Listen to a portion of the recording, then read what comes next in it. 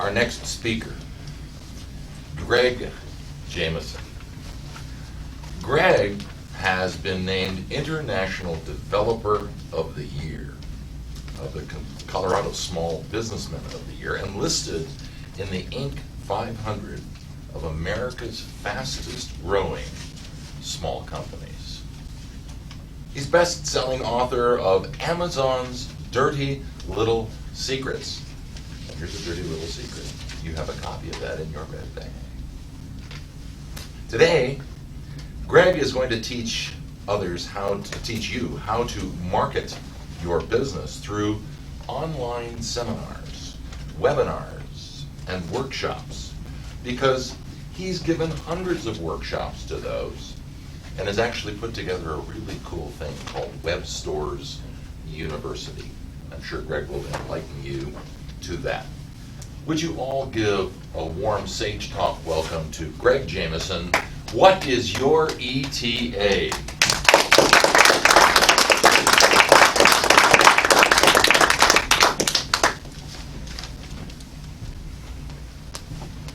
A great philosopher, Homer Simpson, said, "Son, if you really want something in life, you have to work for it." Now, quiet, they're about to announce the lottery numbers. ETA is a term that's frequently used to indicate estimated time of arrival. When will you arrive at your success? Like Homer, are you waiting to win the lottery? I like to think of ETA as expectations, thoughts, and actions. Now clearly, our actions play a part in our success. But what about our expectations? Henry Ford said, "Whether you think you can or you think you can't, you're right." Now, Amazon's founder and CEO, Jeff Bezos, clearly thought that he could build a company to compete with Walmart. And he didn't just wish that he could, he truly believed it. Many of our great leaders have these expectations out of themselves and others. The term reality distortion field was coined to indicate the effect that Steve Jobs had on others and what he expected others to be able to accomplish. Basically, he got other people to drink the Kool-Aid. Now, there was a interview where people were asked to rate themselves on a scale of 1 to 10 on how much they perceived good things happening in their lives. 1 was, "I don't know why everything bad's always happening to me." And 10 was, "I don't know why everything good always happens to me." After that, they were given a test where they were asked to count the number of images in this newspaper. Now, buried inside this newspaper was a headline that said, "If you're reading this headline, the answer is 37 photos. You can stop now and claim an extra $100. Now, the people that answered that first question with a 1, they may have eventually gotten the right answer of 37 photos, but they never saw that headline. Whereas the people that answered that question with a 10, they invariably saw that headline and claimed the $100. So our expectations do make a difference. I was given a seminar at the Denver Mart recently, and there were 2 presenters that went ahead of me. The first one had 9 people show up, and the second one had 11. My son Brian, who's here, was helping me, and he was setting up the video camera, and the director of the Mart came up and said, "Are you sure you want to do that? We're probably only going to get a handful of people." "No, we're going to pack the room." Now, I expected to fill the room as well, but I didn't leave it to chance. I had taken out a few Facebook ads and sent out a couple of email blasts. But the result was that I ended up setting a new record at the Denver Mart for the most attendees there. Now, this level of expectation is true in all aspects of business. I have a friend, Eric Graham, who says that if you operate your business from a mindset of fear, the thing that you fear, you may actually cause that to happen. there's a story of a New York businessman that sent his daughter off to college. And while she was at college, she was taking a class in economics. And she called home one weekend and said, "Dad, the economy is really bad. Maybe you should not spend so much money." And he thought, hey, you know, she's smarter than I am. And I sent her to college to learn these things. Maybe I ought to listen to her. So he stopped spending so much money on his advertising, and sure enough, his business went down. Like I said, you can't operate your business from a mindset of fear and scarcity. And the reason is that basically money is an amplifier. If you start to make more money, your fears that you had don't suddenly and magically go away.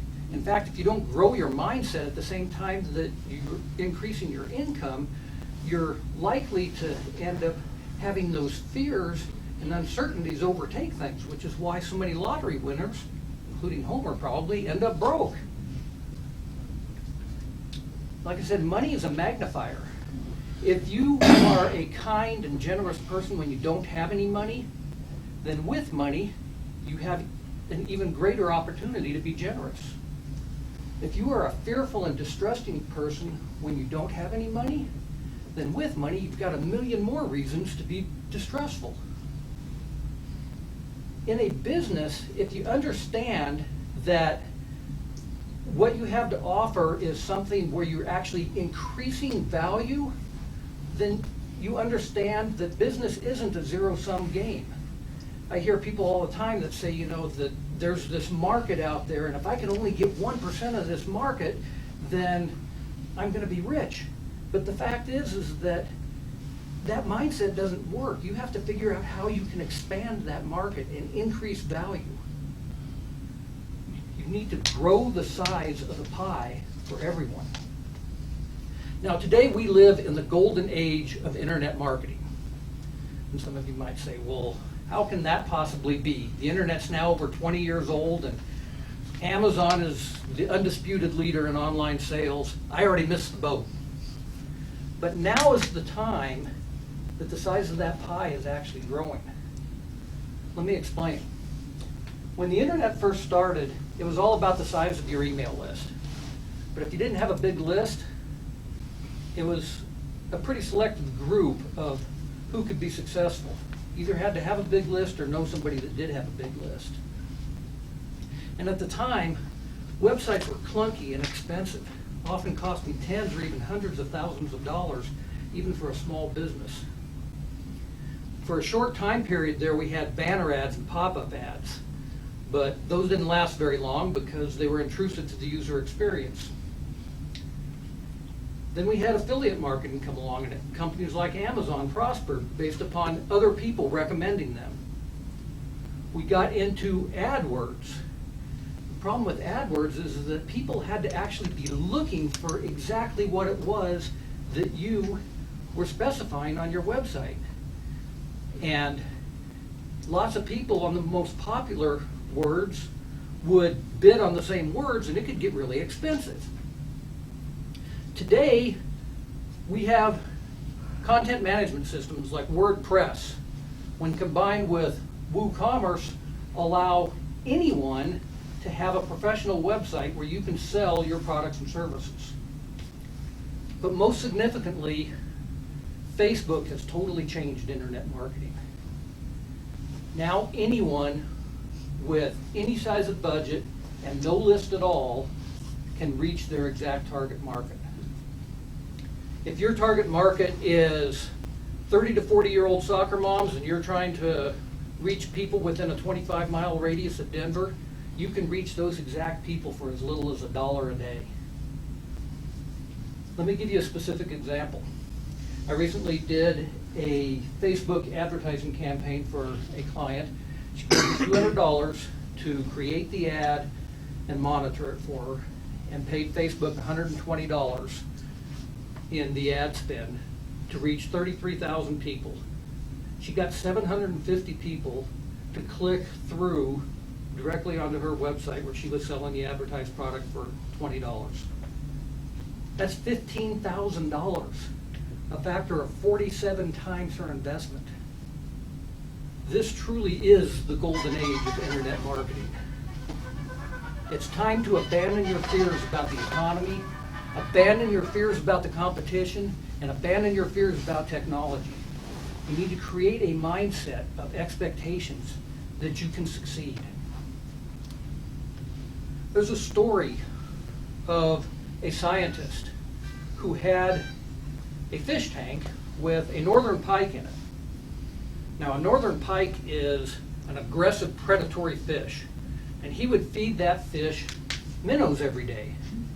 And that pike would go out there and he would attack the minnows and devour them. Well, one day the scientist put this glass tube inside the tank and he filled the tube with the minnows. That pike would slam his head into the thing. Be like, I need to get those fish. And it obviously hurt. He quit doing it after a while. And when he stopped, the scientist pulled that glass tube out and the minnows swam all around that pike. There was abundance everywhere. That pike could have easily eaten his prey, but he ignored it and ended up starving himself to death. That's essentially where we are with the internet right now. There's abundance all over the place. My friend Kevin Knievel says it's kind of like being a mosquito on a nudist beach. So my question to you is, what's your ETA? When will you arrive at success? My recommendation is that you start right now. You see, you don't live once. You live every single day. You die once. But every day you have the choice and the opportunity to say, I want to be successful.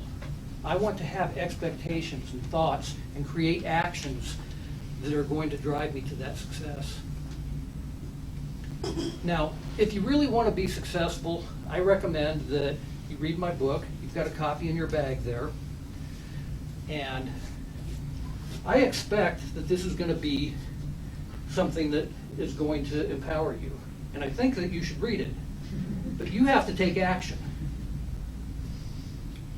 Tony Robbins said that if you copy other people and do exactly what they're doing, you're going to get the same results that they do. And Jeff Bezos says that we take a look at our competitors, see what they're doing for customers, and copy those things as much as we can. So you need to copy people that are already being successful. In the book, I asked the question, what would Jeff do? Referring, of course, to Jeff Bezos. Jeff would obviously copy people that are being successful already. So what other things can you do to be successful? Well, one thing is, and Mitch mentioned this, I've got a program out there called Web Stores University. And basically, each week, I have an interview with somebody that is already a successful business person. Some of the people are people that you've never heard of. Other people are fairly common household names. But I have collected all these interviews and I put them together into Web Stores University so that you can see how other people are being successful with their businesses. And I'm adding to that every single week. I've also got a couple years worth of technical videos in there showing you how to run your website. So all of that is available in Web Stores University. It's a small monthly fee. It's like $37 a month. We're actually going to have a drawing for that tonight where somebody can get a year's worth of tuition for free. If you don't win that drawing, it's okay. You can still sign up, and I'm going to let you have the first month for only $1. So you have to take action tonight to get that special, however. Now let me conclude by telling you the story about my sister. When Donna was just a toddler, she was about 2 years old, she seemed to be crying all the time. No one could really figure out why. You know, when you're 2 years old, most of the time a cuddle from mom can kind of solve most of your problems. But for Donna, even the smallest hug would leave her in pain. My mom thought that, you know, the fact that she was crying all the time was her fault because she had 4 other kids and was trying to deal with cancer. But they took Donna to the doctor, and an x-ray revealed the ugly truth. She was born with no left hip socket. She suffered from a condition known as hip dysfunction dysplasia, which basically means that the bones didn't form properly in the womb. They tried everything. They tried some corrective surgery to realign her femur, had her in a plaster cast from the waist down for like 6 months. Then they put her in this brace that spread her legs apart, where she was constantly doing the splits. My dad built this apparatus so she could kind of get around the house with it, but nothing worked. And my parents were basically told that their daughter would probably never be able to walk unaided. Well, my uncle was a Catholic priest, and he had the opportunity to go to Lourdes, France. And when he was there, he brought back with him some of the holy water. My parents applied that holy water to Donna's hip every day for 3 months. At the end of that 3 months, they went back into the doctor, and she walked in without a limp and without her brace. The doctor took new x-rays, and to his astonishment, she had grown a complete hip socket. To the medical community, this was a miracle. But as I said, your thoughts and your expectations do have physical manifestations. You become that which you think about, and you are that which you expect to be. My parents, they didn't just take action by applying the holy water. They truly had expectations and believed that their daughter could be healed. And as a result, she was. Thank you.